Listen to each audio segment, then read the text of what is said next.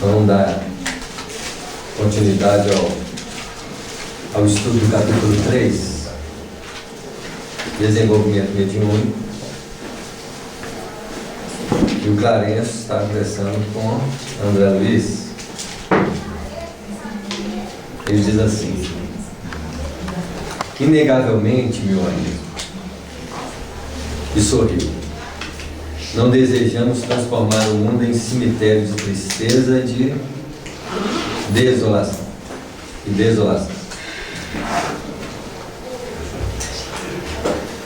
Muitas vezes, a postura nobre, a leveza de espírito, a simplicidade, as virtudes são tristeza para o coração do homem, porque nós enxergamos esses valores com muita renúncia dos padrões da vida, dos desejos, das diversões, e que é um grande engano, como se os simples não pudessem divertir. Mas o foco de percepção dos espíritos despertos é um foco de auxílio ao crescimento do mundo. A importância que se dá é para um padrão de elevação. Então, para muitos de nós, a espontânea vivência da espiritualidade representa para nós uma luta muito grande. Sendo que para esses espíritos não tem luta nenhuma. Tem luta porque as pessoas brigam com eles. Que as pessoas querem discutir verdades, que as pessoas querem impor. Mas em momento nenhum eles se sentem amargurados, né? A não ser nós, que espíritos que tentamos seguir a verdade, tem essas características, porque nós ainda não sentimos as expressões espirituais como deveriam ser. Você pergunta muitas vezes uma mãe verdadeira se ela sente as lutas da doação pessoal em relação aos filhos. Aquilo não representou isso. Representou uma espontânea necessidade de fazer algo por alguém que a amava, né? Então, muitas vezes para nós a virtude é renunciar, abrir mão, aquela coisa assim, estou renunciando pelo outro, para ele ser feliz, e eu sou um pobre coitado, estou pagando meu karma. Tem essa conotação de tristeza. Está descendo o paraíso. Isso, então, e é lógico, quando os espíritos trazem essas conotações espirituais, eles não querem transformar as perspectivas espirituais numa expressão de tristeza, de renúncia, né? Então é isso que ele está falando. Inegavelmente, meu amigo, e sorriu, não desejamos transformar o mundo em um cemitério de tristeza e de desolação. Atender à santificada missão do sexo no seu plano respeitável, usar o aperitivo comum, fazer boa refeição, de modo algum significa desvios espirituais. Até porque todas essas energias são energias inerentes ao próprio ser. O que nós estamos aprendendo, na verdade, é saber usá-las. Porque nós ainda não sabemos usar as energias e os atributos, os recursos. Nós somos usados por eles. As forças vêm quase como que hipnotizando-nos, induzindo-nos à reação, que é assim que elas agiam no reino animal. Apesar de muitas vezes os animais movimentarem numa noção de uso simplesmente pelo prazer e pela necessidade básica. Nós colocamos, é lógico, em cima desses prazeres um tantão de outros elementos que vieram. Né? O sexo simplesmente ele não é mais só sexo. Está em jogo muitos outros fatores. A alimentação não está só a alimentação, tem temperos, né? Outros elementos que nos instigam os sentidos. E o álcool tem sido para muita gente uma porta de escape das dificuldades de confrontar a vida, onde muitas vezes essa porta pode se transformar em verdadeiros buracos que as pessoas dificilmente conseguirão sair com equilíbrio, não é assim? Então, nenhum desses elementos eles são problemáticos em si, a não ser a pessoa que faz deles o problema, por não sabermos utilizar com equilíbrio os elementos. Mas esse é um desafio da vida. Toda vez que o Espírito tem nas mãos recursos e potenciais para usar, no primeiro momento os elementos é que os usam. A conquista espiritual é quando o Espírito consegue utilizar esses elementos com sabedoria. Por exemplo, no reino animal não tem a fala, apesar de ter comunicação. Nós adquirimos a fala e até hoje nós não sabemos falar. Muitas vezes somos conduzidos a falar o que não precisaríamos falar. Quando é que nós atingiremos o patamar de harmonia? Quando nós usarmos a palavra e usarmos com sabedoria. Não só a palavra, o pensamento, o corpo e todos os elementos que nos envolvem a existência. Por isso que o reino dos céus é um símbolo de um rei que senta num trono, só que esse trono ele está estabelecido com a capacidade de administrar os elementos que estão em torno dele, não os outros.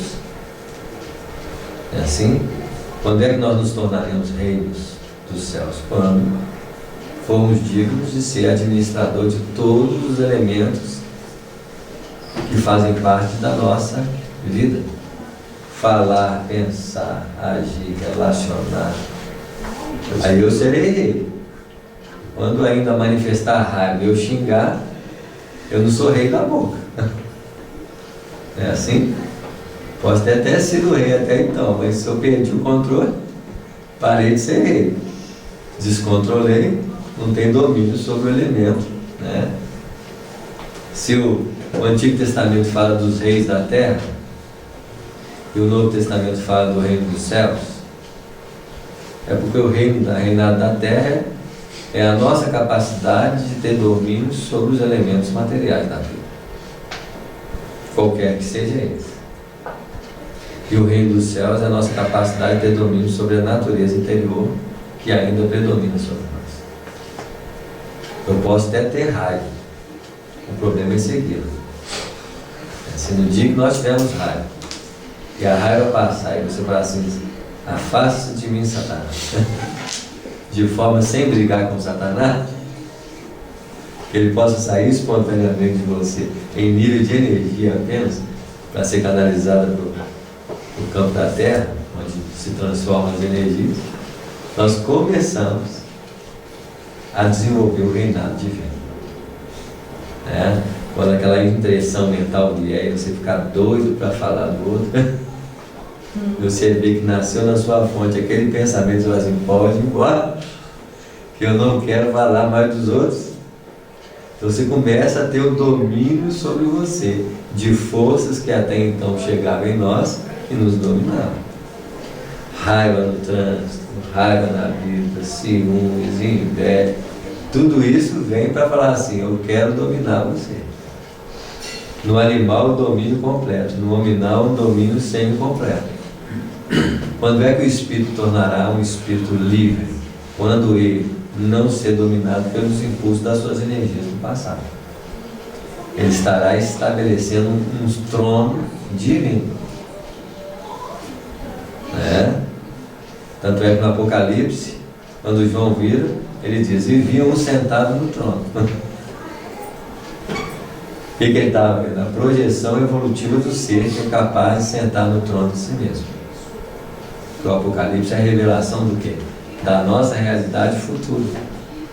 E quando vê um assentado no trono, cheio de simbolismo. Na sua destra tinha isso, os 7 cartiçais, as 7 estrelas, né? Assim, simbolizando todas essas conquistas que esse domínio tem sobre a natureza das coisas que ele utilizava. Por que 7? 7 é um número de fechamento do ciclo evolutivo, representando que ali ele passou por todos os cenários evolutivos que representam a síntese desse número. Sendo que no primeiro dia, disse Deus, haja luz, que é o princípio de toda a consciência que ele desperta no ser e que ele precisa conduzir-se através dessa consciência. Onde no 7º dia acontece o quê? Deus descansa, deixando para nós a totalidade do movimento de autoridade e de responsabilidade perante a vida. Agora, imaginem que esses ciclos vão se repetindo diversas vezes, representando a luta do ser sobre os implementos da matéria nos cartiçais e sobre os implementos da espiritualidade nas estrelas. 7 em 7 anos. 7 anos que representam os 7 séculos, os 7 milênios. Porque o tempo espiritual é diferente do tempo material. Mas que a simbologia do tempo material representa a semente de introdução da verdade espiritual atrás das imagens que nós acaletamos como necessidade de entendimento. Então, para alguns pode ser 7 até 7 anos. Mas 1 ano para Deus pode ser séculos. Né? Samuel, então quando ele fala usar um aperitivo comum, ele está dizendo que até bebidas alcoólicas, se usadas com equilíbrio, não são um problema. Não. É isso? O problema é que não tem equilíbrio em nada. Nós sempre estamos alimentando com desequilíbrio, bebendo com desequilíbrio, falando com desequilíbrio. Né? Até chegar o momento em que eu não preciso de nada desses elementos, como fundamento de necessidade dele. Porque todos os elementos da nossa vida são feitos para nós usarmos. Mas quando eu começo a desenvolver um potencial de não ter necessidade, até esses elementos já não precisam mais fazer parte da minha vida. Mas dentro da circunstância existencial, se ele faz parte, é porque estão inseridos ali para ser usados. Na lei, uma das leis divinas é a lei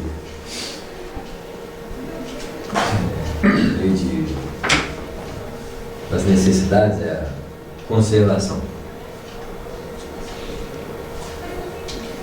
É uma lei em que os objetos do bem da terra são para ser usados. O problema é que nós não sabemos usar e os objetos é que nos usam. Nós vestimos uma roupa, por exemplo, para atender a nossa necessidade, conforme o tempo, por exemplo. Nós podemos até estar com frio. Para muitas pessoas, uma blusa cai a calhar realmente para matar o frio. Nós pensamos 2 vezes qual blusa nós vamos usar no frio. E conforme a circunstância, eu nem uso blusa. Para atender as necessidades que o ambiente está precisando. E eu sou capaz de ultrapassar o frio para denotar um clamor, uma impressão dos outros. Então é onde as circunstâncias tornam nossos donos. Por isso que Jesus disse com sabedoria: o sábado foi feito para o homem foi feito para o sábado. Representando que elementos não podem determinar a nossa vida. Mesmo que na nossa cabeça passe assim: nossa, vou usar essa roupa de novo, o que o pessoal pensar de mim? Você observa a distorção que isso representa. Primeiro, o que o pessoal tem que pensar de nós? Nada. Ou o que quiser. Não representa também nada. O pessoal pode dar uma roupa nova. O Santo Agostinho falava: nem suas críticas me fazem pior, nem seus elogios me fazem melhor. O problema é que crítica nos faz pior e elogio nos faz melhor. Bate em nós como se fosse uma mensagem de existência. né? Então, muitas vezes, qual que é a dificuldade de uma roupa, né? Então, lembramos do Gandhi quando ele foi fazer uma palestra em determinado local. Quando ele chegou na porta do local, o convite estava dizendo que era necessária a presença daquela vestimenta tradicional de festa, né? De terra. E ele com o sari dele lá, aquelas roupas indianas, e o porteiro falou assim, você não pode passar aqui. Com essa roupa não, a exigência do... Mas eu sou o Gandhi, eu vou falar com... Não, pode ser quem quer que seja. Tem que ser com essa roupa. Mas aí, então tá bom, ele foi pro hotel e mandou o terno. Esse é o terno do Gandhi. Ele mandou entregar, né? Eles estavam interessados. Isso. Na verdade, é a forma, talvez, como os organizadores fizeram, né? Então, são coisinhas assim, que a gente nota que são preocupações, né? Eu lembro uma vez que o expositor indiano estava fazendo a palestra, o pessoal estava no Ocidente. Ele falou que, nesse sentido, os indianos não têm muitas preocupações com roupa. Eles não gastam mais do que 5 minutos, 10 minutos para se vestir. Enquanto que os ocidentais têm muita dificuldade, principalmente quando vão sair. Talvez gaste lá meia hora, 1 hora, só pensando e gastando energia, qual roupa que eu vou. Né? E que esse tipo de energia desgastada eles não têm. Porque eles colocam sair e saem. Mulheres é pior, né? Não, hoje em dia tem dessa não. Para mostrar para a gente o tipo de consumo energético que nós temos. Que tipo de preocupações sai da nossa cabeça. Nós não percebemos que a energia mental é muito consumida por nós. Tanto o padrão vibratório em torno dos países mais ocidentais, não só ocidentais hoje em dia, orientais também, né? Porque é oriental que os espíritos orientais estão lá, os espíritos novos já foram embora, deixou a de ralé. De repente veio o outro, dá uma liçãozinha, né? Mas quem está ali ainda é espírito igual a gente mesmo. Tanto é que muito oriental reencarnou no Brasil. Né? Para mostrar também que esse negócio de oriental, ocidental é tudo fruto de uma ilusão, né? Superficial, de que quem nasceu no Oriente não é mais elevado que quem nasceu no Ocidente. Né? Tanto é que muitos orientais estão nascendo no Ocidente para traduzir a espiritualidade no meio da forma e para assimilar o conteúdo das experiências na forma dos valores ocidentais, para introduzir algumas necessidades que eles não têm e que precisam ser valorizadas. Né? Ora, deixa eu ver até aqui, né? Ciclos inferiores? Alguns significam desvios espirituais. Não, parei. No entanto, os excessos representam desperdícios lamentáveis de força, os quais retêm a alma nos círculos inferiores. Como vocês verem, muitos dos nossos usos são abusos, em se comparando com o uso natural. Tanto é que nós não podemos nem fazer comparações de sociedade a sociedade, de realidade com realidade. Seria muito doloroso para nós nesse sentido. Como diz uma vez o Gandhi, uma fruta que você come sem vontade, está tirando a mesma fruta da boca de quem está com fome.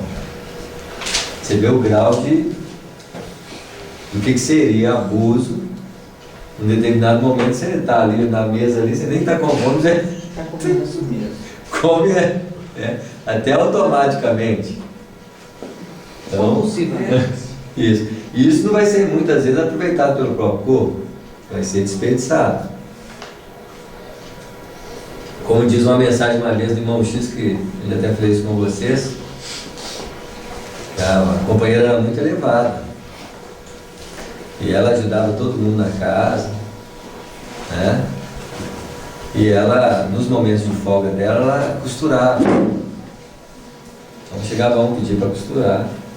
E quando ela desencarnou, diz o amigo espirituais, quando ela chegou no plano espiritual, o companheiro espiritual disse assim para ela: pena que você desperdiçou linhas.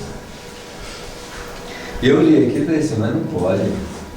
Eu sou do jeito que ela era, ainda desperdiçou linhas, o pessoal vai cobrar dela desperdício de linhas. Mas que para a consciência dela, os outros elementos da vida não tinham peso para ela, como tem para nós. Falar mal dos outros. É assim? Isso ela já tinha superado.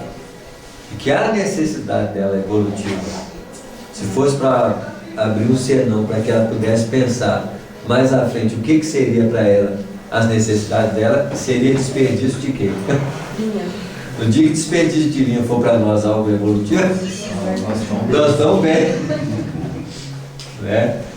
Então, ali naquele momento, hoje eu compreendo que eles não estavam cobrando dela desperdício, eles estavam mostrando a ela o ponto em que ela precisa despertar o nível de crescimento dela, que não era mais falar mal dos outros, que não era mais desrespeitar o espaço alheio, que não era a necessidade de utilizar até os pequenos pedaços de linhas em benefício da vida. No dia que isso chegar para nós é porque nós estamos realmente bonitos na fita, né? Mas então o Brasil está ferrado. Não só o Brasil. O que se joga fora nesse país é uma barbaridade. Sim, não só o Brasil, em todos os lugares praticamente. Nossa, né? mas é que... Por isso que a necessidade individual é diferente da necessidade coletiva. Nós não podemos avaliar o povo em se chamando a totalidade dos espíritos da Terra. Nós somos classificados como mundo de prova e expiação. Mas em se aproximando da individualidade, cada um de nós está localizado num patamar diferente dessa localização de prova e expiação. Uns estão entrando nela, outros estão desenvolvendo nela e outros já estão saindo dela. Assim, orientando das possibilidades da regeneração na vida. Porque se um pedacinho de linha fez a diferença, imagina. Você vê. Com 1 quilo de tomate. É isso aí, viu? Imagina os nossos desperdícios de ar e as nossas gulas, que é o desperdício para dentro. Assim? Onde o bom senso fala, para, nós não paramos. Um pedacinho de bolo, né? É isso aí. Ora, para os que se traficam, trancafiam nos cárceres de sombra, não é fácil desenvolver percepções avançadas. Eu preciso romper as amarras do passado. Quando Jesus chamou Lázaro para que ele desatasse os nós que os prendiam, ele estava falando exatamente disso. Quais são os laços que nos prensam ao campo da inferioridade e da morte? Já que Lázaro estava sendo o quê? Ressuscitado.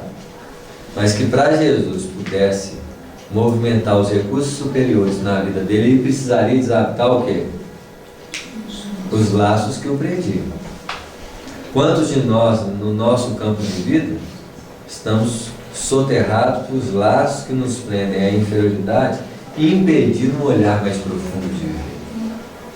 É o que ele está falando. Ora, para os que se trancafiam nos cárceres da sombra, não é fácil desenvolver percepções avançadas. Eu preciso, pelo menos, desprender-me dos interesses inferiores. Quantos de nós em voga temos interesse de saber as porcarias da vida? No dia que eu começo a abrir mão de querer saber das coisas ruins, das fofocas, dos elementos de inferioridade, meus anseios de percepção voltam-se para onde? Para o alto. No início, quando a André Luiz chegou no mundo da regeneração lá, para trabalhar, como ele estava preso aos aspectos inferiores da vida, materiais da vida, porque é como se ele, escutando a notícia inferior, ele pudesse voltar-se a seus interesses inferiores. Ele queria escutar o problema do fulano, ele queria pegar a minuciosidade. Como é que é o seu problema mesmo? E a Narcisa falava para ele assim: meu filho, quem escuta doido é doido tanto quanto doido. Né?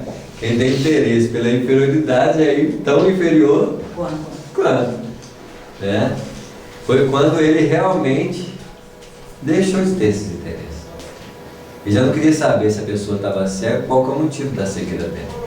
Ele começou a querer melhorar o diapasão vibratório da visão daqueles que estavam perturbados pela visão. Então, é quando nós perdemos as nossas ligações com os interesses mesquinhos na vida. Logicamente, tem muitos interesses mesquinhos que ainda a gente tem um certo vínculo. Pelo menos esses interesses seriam mais menos perturbadores com a vida alheia, né? Samuel, isso é um exercício diário, né? A gente vê algumas pessoas da doutrina espírita falando, por exemplo, que quando a gente desencarna, a gente tem que ter uma postura de não lembrar, naquele momento ali do transe, né, de sair do corpo, de não se apegar às lembranças, às culpas, de não parar e ficar se sentindo culpado por alguma coisa, porque se a gente fizer isso é como se a gente não seguisse adiante. Mas na verdade, não é uma coisa que a gente vai fazer na hora que a gente desencarnar, porque se eu já não estiver fazendo isso, um exercício, eu vou manter o meu padrão, mas chegar lá eu vou sentir tudo que eu sinto, não vai haver uma mudança. E nesse momento vai ser um momento tão conturbado, tão difícil. Se eu não estiver fazendo, vê se nessa hora eu vou fazer. É a mesma coisa que a gente querer uma postura de equilíbrio na hora do desequilíbrio, sendo que, às vezes, em situações muito mais tranquilas, o desequilíbrio da gente é muito maior, né? Você vê, muitas vezes a gente brinca assim, ó, desencarna, vai trabalhar. Mas se eu não começar a trabalhar desde já, em benefício dos outros, não vai ser depois da morte que eu vou descer um Espírito Santo e falar assim, agora eu trabalho. Isso não existe não, gente. Né? Se eu não começar cotidianamente fazer em benefício de alguém, alguma coisa, e o maior benefício que a gente pode fazer nesse sentido, com relação com aquelas pessoas que nós vivemos juntos, isso que é mais difícil, você lavar um copo para alguém que não lava copo, você fala assim, é um folgado. Não é assim? Então, quando eu começo a fazer um movimento desse, sem preocupar com as pessoas que estão do lado, se elas são folgadas, se elas são isso ou são aquilo, é quando eu observo o trabalho pelo trabalho, não mais o trabalho pelo benefício que ele traz, no sentido de beneficiar ou não as pessoas. E que benefício eu vou trazer o quê? Para mim. Então, quando eu começo a observar a necessidade de fazer o bem acima de tudo, fazer o bem lavando um copo, limpando o chão, ou fazendo comida, não importa. Eu começo a entrar na linha da dinâmica natural da vida. Eu não estou mais preocupado se eu estou fazendo por ou por quem. Eu estou simplesmente pegando o interesse maior da vida. Mudou de prateleira, né? Hã? Mudou de prateleira. Isso. Porque eu estou interessado em fazer o bem. Você faz o que precisa ser feito. Isso. Aí eu olho para o outro que não está fazendo, e falo assim, eu também vou parar. Então eu sou pior do que o outro. Realmente ele admite que não quer fazer. Nós fazemos, então com raiva, porque o outro não está fazendo. Olha só, que ilusão, né? Por isso que eu falo que o patamar de uma visão espiritual elevada, ela não se preocupa com os elementos externos que os outros estão pensando. Muitas vezes a gente fala assim, se eu fizer isso, vocês vão me chamar de bobo. Quem está fazendo isso não está preocupado se vai ser chamado ou não de bobo. Eles estão com consciência do que tem que fazer. Nós não, vamos fazer, será que eles vão falar o quê? Nós não fazemos pelo simples ato de fazer, pela importância de fazer. Nós ainda não compreendemos o jogo. Quando Jesus fala na Boa Nova da fidelidade ao Pai, essa fidelidade não é uma fidelidade pensada. Existe a fidelidade pensada, onde o meu compromisso é estabelecido vou lá no centro toda semana, vou cumprir meus deveres. É a fidelidade pensada. Até no dia que nós compreendemos que o bem é o único processo pelo qual nós deveremos ser fiel na nossa vida, com muita espontaneidade. Fazer o bem sempre, olhar com bondade, sorrir para as pessoas, cumprimentar, ser leve. São coisas espontâneas e naturais que um dia nós vamos chegar num nível e falar assim, ó, isso é meu modo de viver. Não importa se o outro fechou a cara, se o outro não cumprimentou, se o outro não fez, não importa. Eu estou consciente do que eu tenho que fazer. Tá claro? Então eu entrei na fidelidade com o Pai. Não é mais porque é uma obrigação. É porque nós pegamos o jeito da vida. Por isso que Jesus falou com o mancebo: por que me chamais bom? Não observo que a vontade, ele queria dizer, não observo que a vontade é a essência da vida? Que a gota de água que cai na terra é a mesma vontade de uma pessoa que faz o bem? Por que me evidencias o bem, se o bem é natural? Se eu faço do bem algo especial, porque eu estou distorcendo o bem que é natural. Quando eu saio, faço a campanha do que no domingo, assim, tá vendo? Eu sou bom, o resto tudo para a praia, pro clube, é tudo pecaminoso. Tem alguma coisa errada. Não é assim? Como se o bem fosse exclusividade de quem está abrindo mão do prazer. Se você estivesse batendo na cara de quem está na casa, né? Isso. Então a gente começa a compreender que as coisas ainda em nós funcionam com muita boa vontade. É uma palavra que está sempre nos textos espíritas. Boa vontade por quê? Lógico que os espíritos vão sempre valorizar a vontade boa que as pessoas têm de fazer as coisas. Mas ainda não é o bem essencial. Mas é melhor a boa vontade do que a má vontade. Não é assim?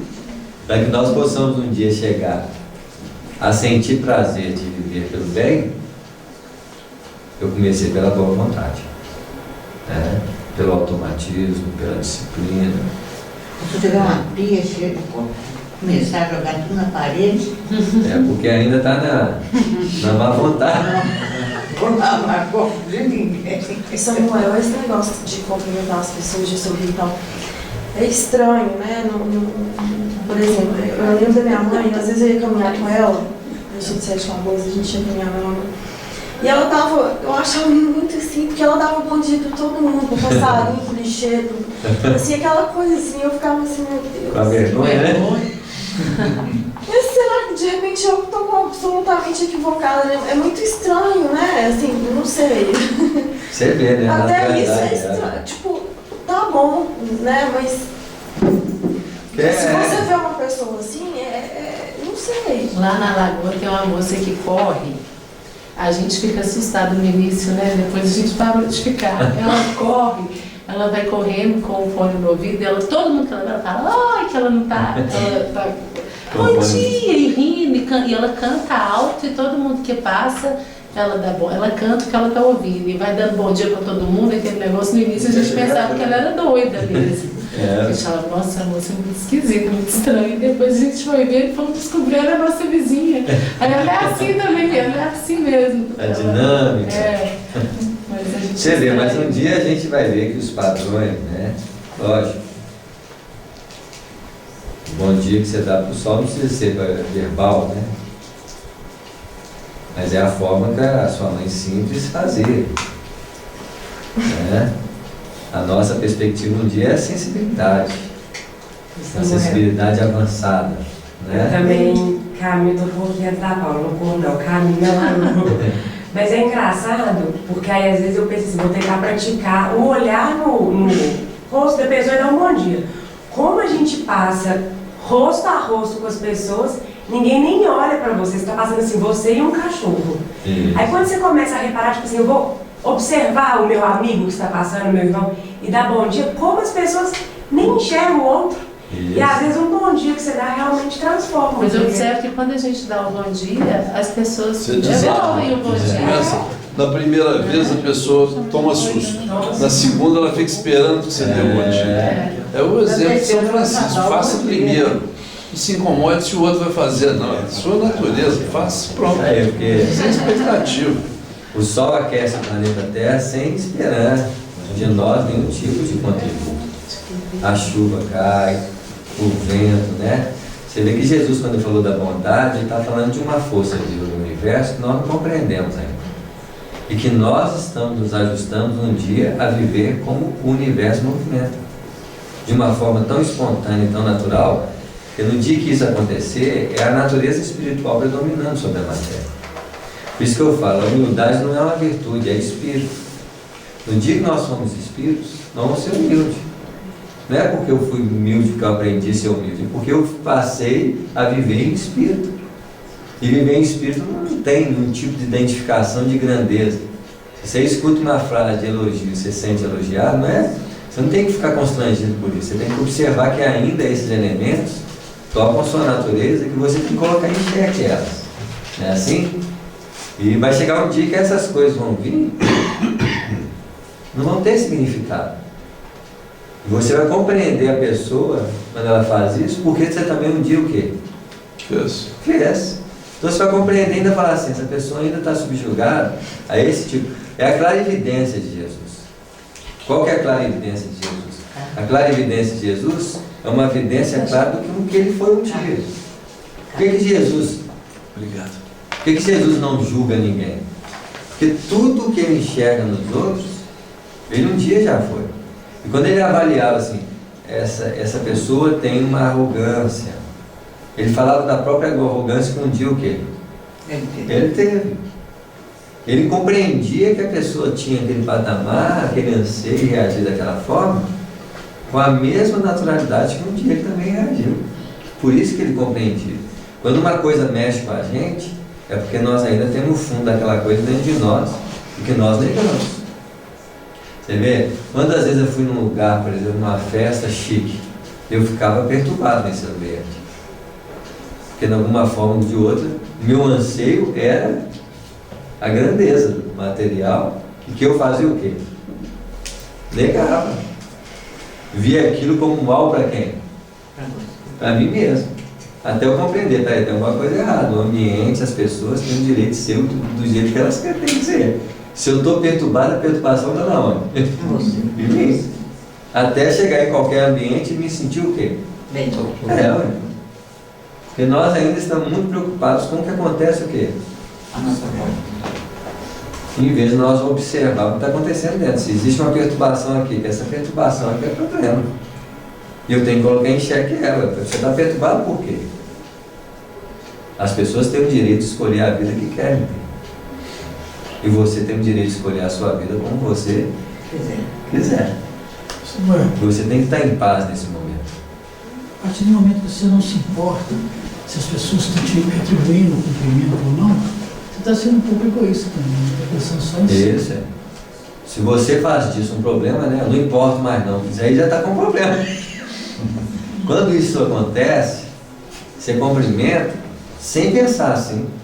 Por isso que eu falo. Se pudesse fazer alguma coisa a mais, que eu digo, por eles, porque o sol faz sem se preocupar se está recebendo de volta. Mas ele não pensa assim, eu faço e não estou nem aí se os outros. Esse tipo de pensamento é um pensamento contraditório. Naquele livro, 7 Leis Espirituais de Sucesso, ele fala da gente encontrar com as pessoas e desejar o bem para elas. Né? Então, de repente, uma forma da gente fazer isso sem esperar um retorno. E eu percebo que quando eu estava nesse livro, que estava mais latente na minha mente, eu lembrava de fazer isso, eu tinha uma perspectiva muito diferente, assim, de conviver com o próximo. Né? E às vezes a gente faz e realmente a gente quer a troca. E se a gente faz calado, a gente acaba tendo a troca, mas de uma forma diferente, né? Que a gente se sente bem. Isso aí.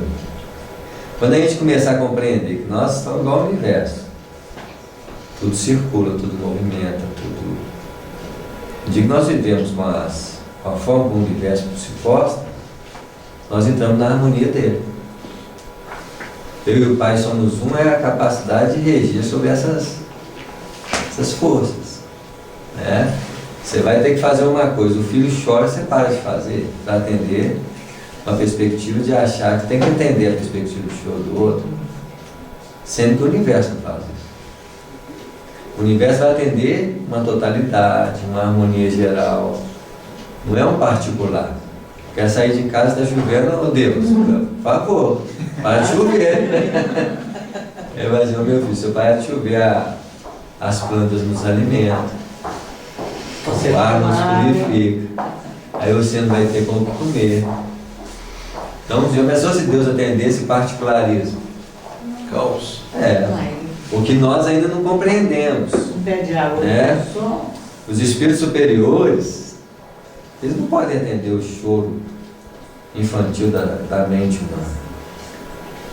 Os espíritos não podem tentar amenizar o choro de alguém que perdeu um filho, sendo que o filho não está perdido.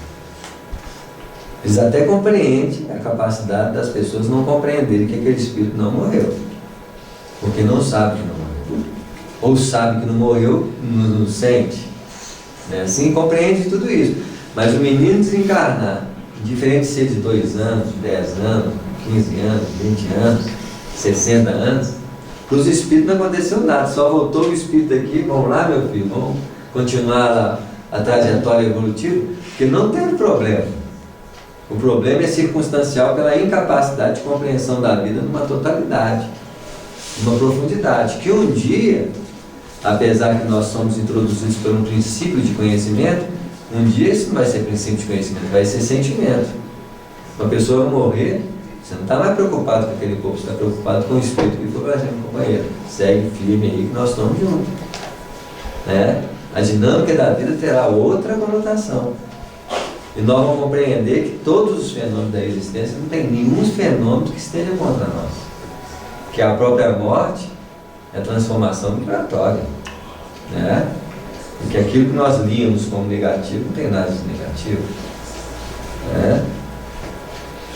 Não se pode cogitar de mediunidade construtiva sem o equilíbrio construtivo dos aprendizes, na sublime ciência de bem viver. Por quê? Todos os meus recursos, sejam eles de ordem vibratória elevada, ou de ordem material, porque eu tenho 5 sentidos físicos. Se eu sou mal educado, o que acontece com os 5 sentidos? Isso, são mal educados. Não tem diferença do desenvolvimento mediúnico com o desenvolvimento da capacidade de usar os 5 sentidos. O que eles estão falando? Que educar a mediunidade é educar os sentidos físicos. Porque, na verdade, educar a mediunidade é educar quem? Nós mesmos. Se eu me educo, se eu sou um ser construtivo, a minha mediunidade e os meus recursos serão construtivos. Não adianta eu querer ter visão profunda espiritual se eu sou superficial na forma de ver as pessoas. Estou sempre usando minha capacidade de visão com diminuição, com comparação, com negatividade. Mas eu quero ter uma sublime visão espiritual, vai ficar uma coisa errada isso aí. Como você vai ter sublime visão espiritual se seus olhos são gastos de forma negativa? Então, querer sublimar alguma coisa é sublimar quem? O agente da situação. Exclamei. E por que motivo não dizer tudo isso aos nossos irmãos congregados aqui? Por que não adverti-los austeramente? André Luiz deu de Moisés, né? No castigo. Alexandre sorriu benévolo e acentuou, né? Gente, os espíritos só olhavam o André Luiz porque ele é principiante. Eles deviam olhar assim, coitado, vamos ter que crescer muito aí, né? Isso é uma criança. Não, André, tenhamos calma. Porque se no universo do desenvolvimento infantil a educação é calma e tempo, que ninguém vai se transformar de uma hora para outra, mas imagine para os espíritos eternos o processo reencarnatório, cujos ciclos reencarnatórios têm fases infantis, tem fase de adolescência e tem fase de maturidade. E que muitas vezes o planeta Terra ainda, os ciclos reencarnatórios são o quê? Infantis. A educação não pode ser vista numa mera expressão de uma vida. Eles olham para nós como um elemento a longo prazo. Quando nós falamos de longo prazo, nós estamos falando de quantas vezes? Não é assim? É uma dinâmica de vida pelo qual agora nós estamos saindo da infância para onde? Para a adolescência e juventude. Por isso que o Evangelho é tido ainda muito compreendido, porque o mancebo de qualidade é a juventude espiritual aflorando. E olha que a juventude espiritual aflorada conhece. Porque quando Jesus diz para ele, o que diz a lei? Perguntando a ele, o que suas informações tinham? Aí ele citou os 10 mandamentos. A juventude espiritual é a mente que sabe da verdade espiritual na mente. mas ainda não sente o quê? Então o que Jesus fez? Se quer mesmo me seguir, Deixa tudo. dê o que tem aos pobres. O que ele está falando? Né? Liberte-se da materialidade. Dê o que tens. Dê a riqueza que você possui por dentro aos que não têm. Ele confundiu com as posses E foi embora. e foi embora triste. Porque o que ele tem não é o que ele administra. O que nós administramos nós não temos. Nós somos detentores de uma função. O que nós temos é o que nós adquirimos com as experiências desses elementos, que é a nossa riqueza. Quando a gente lê essa passagem, a gente entende dessa forma, né, Samuel? Isso mesmo. Você vê. Aí dai aos pobres, e a partir do momento que você for um doador de troca dos recursos que você tem, você se torna rico para Deus. Aí você vem e segue. Pega a sua cruz e me segue. Que é o parâmetro dos espíritos esclarecidos. Só que, logicamente, que aquela mensagem não foi só para aquele companheiro. Hoje cabe a todos nós, não é assim? Os adolescentes espirituais que acham que sabem alguma coisa, Não sabe nada. tem as informações de cor, reencarnação, imortalidade da alma, medicina, sabe tudo. E fica perguntando a Jesus, o que eu tenho que fazer? Não é assim? E a resposta é muito clara, né? Estamos no serviço de evolução e adestramento. O testamento é bem básico. Isso, animal. Isso aí para mim foi muito bonzinho, animal domesticado. É uma coleirinha, Mas esse né? adestramento ele é muito sutil, né? Não tem pressão. Né? Isso aí, é igualzinho fazemos com os ratinhos no laboratório. Chama-se reflexo condicionado. Maslow e Pavlov. Sendo que os espíritos estão nos condicionando ao bem. E esse pobre desse É cara assim? fica lá no centro. Levanta. Toca a sirene, acende a luzinha, né? Assim igual a gente. Saliva. Se condicionar direitinho, nós vamos pro centro toda semana. É assim? Gosto de deixar, não, mediunidade só na hora da mediunidade. O bem é só na hora da caridade. Não é assim? Somos animais adestrados a fazer uma coisa que deveria ser o quê? Espontâneo. Né? Sendo que nos festinhos das bodas, a parábola diz que o Senhor mandou convidar os convidados porque ele ia fazer uma festa, uma big festa, né? Ia matar os bois, ia preparar a cevada, não é assim? Então o que ele está querendo dizer? Aquele convite era um adestramento da animalidade, porque até o boi tem que ser morto. Tem gente matando leão, tem muitos aí lutando com a raiva pura, com a violência, né? E o boi é manso, né? E nós ainda estamos aquele boi, a vaca que fica mastigando na cabeça os problemas, né? Assim, nós estamos ainda trabalhando uma educação mais sutil, comparada aos problemas dos companheiros que tem que domar. As feras. Tá claro? Porque para nós irmos no patamar desse festim que é o casamento espiritual do ser com a sua essência, está achando que o noivo está fora, mas o noivo é o espírito que está dentro de nós esperando para casar conosco mesmo, querendo fazer esse casamento que é um encontro com a nossa natureza mais profunda, né? Quando nós chegarmos nesse patamar, os anjos não se casam e não se dão o quê? Em casamento. Não existe mais a fragmentação da razão e do sentimento. Homem e mulher têm que casar. É assim? Porque é um casamento em que uma totalidade se faz dentro de nós e não se tem fragmentações para se reunir. Você fica um ser o quê? Completo. Você precisa casar com o quê? É assim? Sendo que você alimenta da fonte ininterrupta. Qual que é a fonte ininterrupta? Qual que é, gente? Deus. Jesus buscava um monte e encontrava com Deus. Os apóstolos encontravam com Jesus. E a multidão encontrava com quem? Quanto mais embaixo, menos recursos tem para dar. É uma hierarquia, né?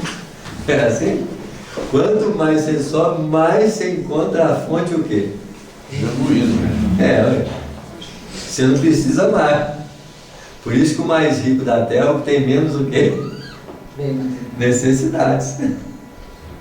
Muitas vezes nós achamos que riqueza é acumulação.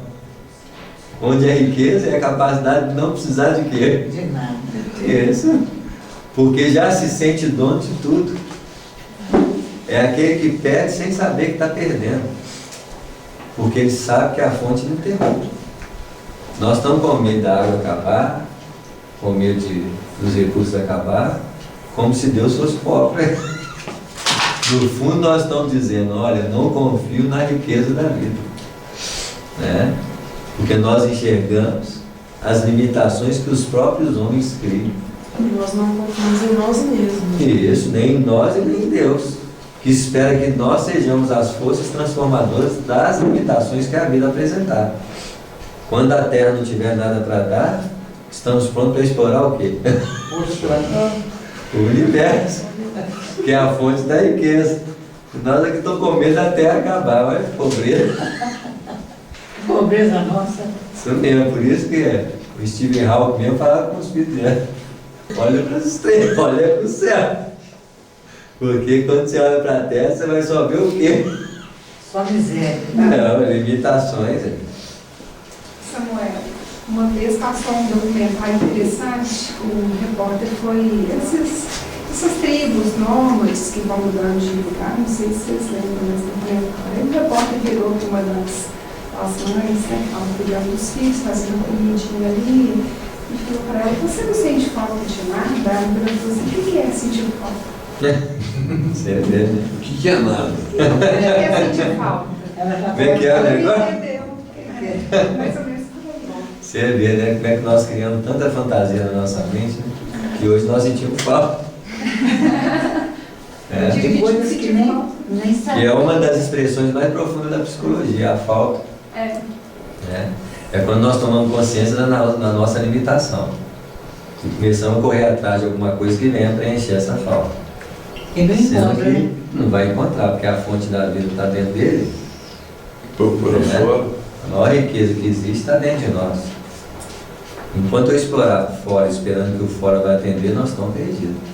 A pessoa que espera o outro ser feliz, espera na vida para doar, que enriquecer, vai conquistar, coitado, vai perder tudo. Porque no fundo, o que o Criador quer fazer? Encontre o tesouro escondido. Tem um dos discípulos de Jesus que fala que encontrou o terreno e abriu mão de quê? Samuel, Mas mas tudo essa, mais para achar a grande pedra preciosa. mas essa né? busca, ela não é o que impulsiona a gente fazer esse desenvolvimento no contato com o próximo, porque senão também a gente vai ficar muito clausurado. Mas isso não quer dizer que você não tem que ter um contato com o outro. Só não vamos procurar no outro o quê? A solução da nossa vida. Porque quando você deixa de procurar no outro a solução da nossa vida, nós tornamos a solução da vida dos outros, sem que nós percebamos. Porque ali começa um relacionamento em que a doação é verdadeira. Porque na relação humana, Entendi. nós procuramos receber. Há uma troca de posicionamento. Em vez de eu Isso. buscar receber, eu vou ser luz. Você nunca vai deixar de relacionar com as pessoas, porque a vida é relação. Eu vou estar sempre relacionando com alguma coisa para ter vida. Para mim respirar e viver, eu preciso relacionar com o ar. Para mim continuar vivo, eu preciso relacionar com a comida. Para mim ter vida interior, eu preciso relacionar com os seres humanos e com os espíritos. Tanto é que no livro Nosso Lar, no capítulo que fala sobre o amor, um dos capítulos é Alimento da Alma, que é o capítulo que começa a falar de comida. Chega nos processos profundos de amor através da comida, porque no fundo é uma troca com a vida, né? Então, nós ainda vamos chegar num nível em que nós não vamos duvidar da perspectiva da vida, por mais que ela possa se apresentar para nós ameaçadora. Então, se muita gente está vendo esses momentos como crise, é porque estão olhando para onde? Para baixo. Quem tem olhos de ver, olha para cima, não vê crise, vê o quê? Transformações, oportunidades, mudanças, olha a diferença. Então nós estamos numa crise feia. E crescimento. Crescimento, lógico. Os espíritos são patamares de transformações. Pela primeira vez nós estamos vendo o processo mudar. O único bicho que não olha para o céu é o porco, né? Você vê, por isso nós somos cambais de porco. Isso aí. Eles olham para o céu. Então, o pescoço dele é feito para não olhar. Nossos amigos não são rebeldes ou maus, no sentido voluntário. É isso mesmo que nós estamos? Então, é muito difícil uma pessoa ser má voluntariamente. Uma pessoa muito maldosa é uma pessoa que sofreu muitas decepções. É uma pessoa que foi marcada por muitas dores. É uma pessoa doente. Uma pessoa doente que reage em circunstância àquilo que ele interpretou que um dia foi mal para ele. E que ele simplesmente está devolvendo aquilo que ele acha que recebeu. E a crueldade, do ponto de vista psicológico? É uma isso mesmo. Então, é um grande coração que machucado, que não é capaz de nem chegar perto do fundo que o fez reagir assim. Essa pessoa está reagindo. Não é cruel. Não. Ele apenas está instigando o que é mais animal nele através de uma grande o quê? Decepção ou dor. E na cabeça dele ele está sendo bom? Na verdade, ele não sabe nem o que é bom e o que é mal nesse momento. Ele está sendo bom para quem? Para ele. Ele acha, né? Isso aí. Não quer saber o que está acontecendo com ele. Como se ele estivesse só reagindo? Isso. Mas imagina o carrasco de um ser iluminado. O que ele está fazendo para esse ser iluminado? Nada. O ser iluminado não está vendo nada disso. Nós é que chegamos e fazemos o quê? Julgamento. Porque nós interpretamos a vida conforme nosso entendimento. Emmanuel falou, né, que o homem é muito mais frágil do que mal. Isso mesmo. Quanto mais próximo da natureza animal, mais o animal vai defender alimento, energia sexual, sobrevivência, e que muitas vezes um comportamento desse, num campo de sensibilidade, nós interpretamos como o quê? Talvez o mais necessitado. Precisa mais de quê? De educação. Alguém tem que ter coragem para determinar, lógico. Como você educa a pedra? Burilando ela com o quê? Com flor. Ferramenta. Tem que ser com ferramenta. Isso. Às vezes com pancada. Isso. Então, eles trazem o processo educador dentro de um processo que necessita a educação daquele que está sendo educado. Não é assim? Como diz o Humberto Campos também. A pedra e a montanha é acordada com dinamite. E as flores com raio de sol. Porque cada um tem um grau de quê? De sensibilidade. Sensibilidade captadora. Tem gente que precisa de sofrimento e acha que não fosse ele.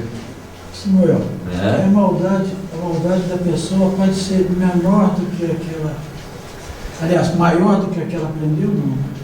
Que foi vítima, não? Pode ser uma reação, né? Eles não sabem dimensionar a dor de alguém. A maldade. Então, aí é uma reação. Imagina que ele sofreu uma dúvida, decepção daquelas, tomaram a esposa, os filhos, massacraram tudo. Agora também vou virar o quê? Pode ser maior então do que quem sofreu? Maior no sentido de que ele está agindo como sobre mais o quê? Mais pessoas. Isso, mas o efeito que ele toca numa pessoa é o mesmo efeito que o quê? Porque é a dimensão do que nós calculamos. Mas ele está imbuído pelo sentimento que é igual. Né? Ele está reagindo. Você pega um obsessor desse ferrenho, quando você vai ver a história dele, você chora. Você vê que ele não é tão assim vítima. Ele não é o algoz, ele foi também vítima. Né? Mas o processo de aprendizado, de evolução é assim. Né? Quando o espírito é muito bruto, é porque ele não está mais próximo do quê? Do animal. Ele não é mau. Ele está reagindo ali, está dominando o espaço, ele está, né? É aquela história do elefante, né? Ele não mata a formiga porque ele é mau, é só porque ele é pesado. É claro. Então, é muito relativo às coisas. Quando você tem sabedoria, você compreende isso tudo. Para saber como reagir em cada... Como compreender, né? Por isso que a compreensão é um olhar de profundidade. De quem sabe interpretar cada um no patamar que se encontra. Então, muitas vezes, fala assim, aquele que sujeito é mau. O Espírito Iluminado diz, não, é o mais necessitado de amor. Olha da onde que ele está falando e olha da onde que o outro está falando. São interpretações que enxergam objetivos diferentes na vida. Quando ele está falando ele é mau porque ele está sendo incomodado por alguma coisa que ele está com medo de perder. Enquanto o outro está falando assim, olha, está precisando de alguém que vai lá e o quê? E é um julgamento também, né? Porque no fundo nós não temos uma visão aprofundada da realidade da vida. Por isso, uma das coisas, né, que nós vamos ter que desenvolver é a compreensão. O que é a compreensão? É maior do que o saber, porque precisa do sentir. Compreender é saber sentindo. Tem gente que só sabe. Só está na linha do quê? Da razão. Está nas expressões de José, dos homens do Evangelho. Enquanto quando nós trazemos a mulher, nós começamos a um patamar do quê? De sensibilidade, de sentimento.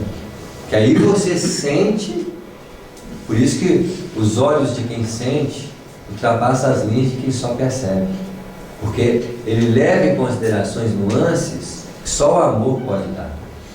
Só a sensibilidade pode dar. Né? Então a mulher está sempre na frente do homem, simbolicamente falando, sim, porque ela tem uma capacidade de sentir quando o homem só o quê? Racionaliza. Então imagine que nós estamos falando de duas asas que nós temos que desenvolver na onde? Em nós. Então o símbolo do anjo é essas duas asas equilibradas. Razão e o quê? Sentimento. Quando nossa razão e sentimento estiver extremamente equilibradas, nós estaremos voando sobre o patamar superficial que as pessoas enxergam. Então, o que você está voando é na Terra. Você está no mesmo lugar com o outro, no mesmo patamar com o outro, só que você está voando, não está o quê? Rastejando. Cobra não tem asa. Isso. Por isso, de todas as animais, diz o Antigo Testamento, a pior é a serpente. Por quê? É o campo de visão rasteiro que o ser humano tem da vida. Enquanto que quando nós começamos a voar, não precisamos voar. Nós estamos voando no mesmo patamar de localização, só que você está vendo o quê? Uma perspectiva diferente. Completamente. O ser humano, Está vendo lá no alto. ele está sempre muito armado, né? Todos nós, o né? olhar é sempre muito... Tudo é...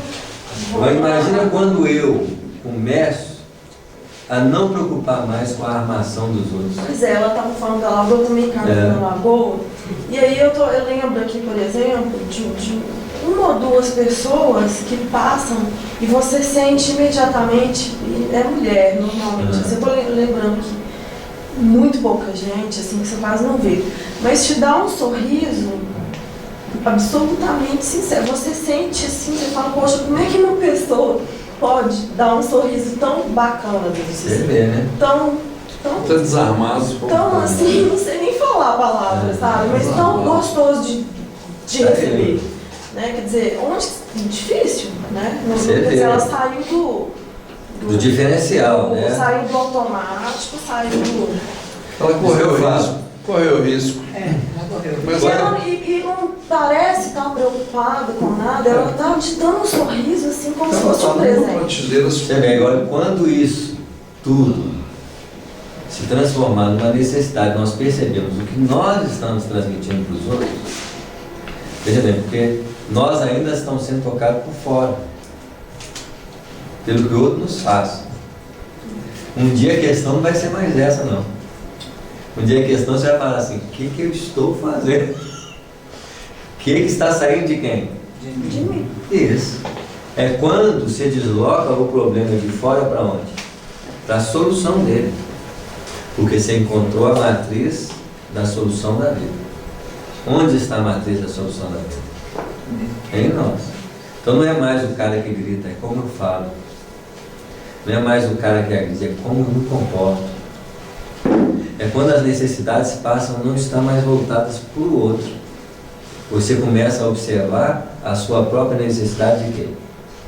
De transformação. Então aí você já começa a preocupar como que você age. Preocupar não, observar. Estou meio bruto aqui, estou meio ansioso, por quê? É onde você começa a ver os inimigos. Um homem descia de Jerusalém para Jericó e foi assaltado. Quantas vezes nós somos assaltados pelo simples ato de um comportamento precipitado e que nos fere profundamente a própria consciência? Não é assim? Então aí você começa o bandido vir, a raiva vem, a vontade de responder vem, aí você fala assim, ó, o bandido pode ir embora. Cara, eu não brigo mais com você não. Se o outro está com o bandido lá, eu não quero nem saber, mas o meu, não deixo mais. É onde então você passa a se preocupar de uma conquista espiritual que vem de fora, uma conquista espiritual que deve nascer de onde? De dentro. Porque o reino dos céus não vem com aparências exteriores. Como Jesus disse? Se ele não vem com aparências exteriores, o reino dos céus está onde? Então ele nasce das imersões internas. Deve ser um insight, né, o reino dos céus? Isso, uma capacidade interior de expressar a grandeza da vida. E não a grandeza que vai vir de fora para dentro. Aí um dia nós vamos descobrir que o céu está na onde? Nós procuramos o céu, vou lá no plano espiritual mais elevado. Então, o que é isso? É estrela? É planeta?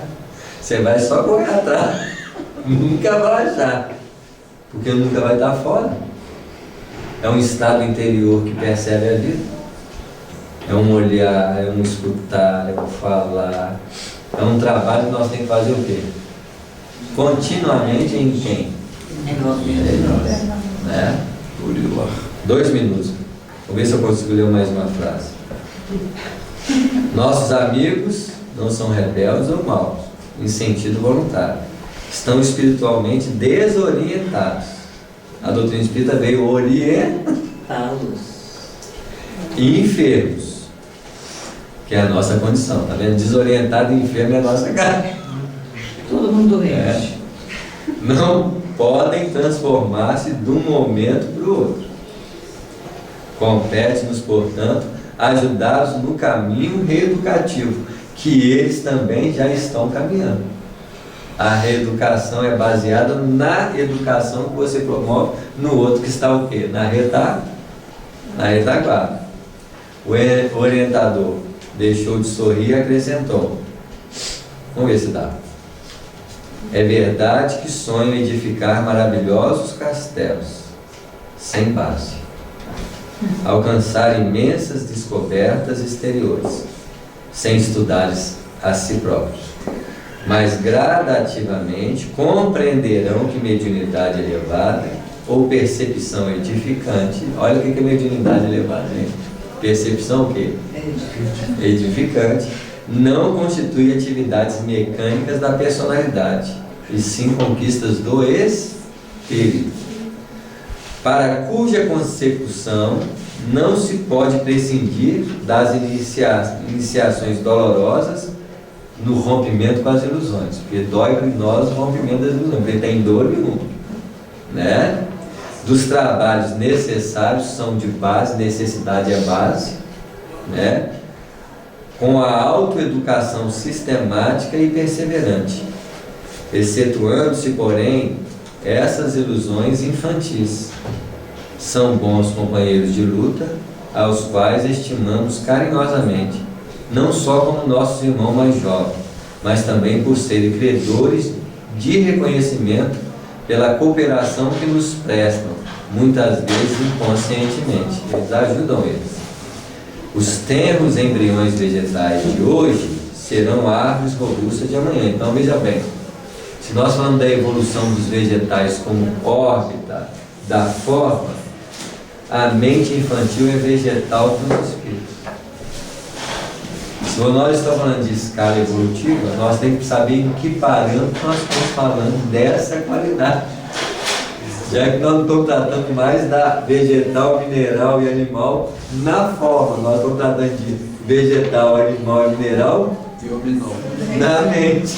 Você vê, né? As tribos ignorantes de ontem constituem a humanidade de agora. Por isso mesmo, todas as nossas reuniões são proveitosas. E ainda que os nossos passos sejam vacilantes na senda, tudo faremos para defendê-los contra as perigosas malhas do vampirismo. Semana que vem, capítulo 4, vampirismo. Começamos uma nova temática. Vai ser brava,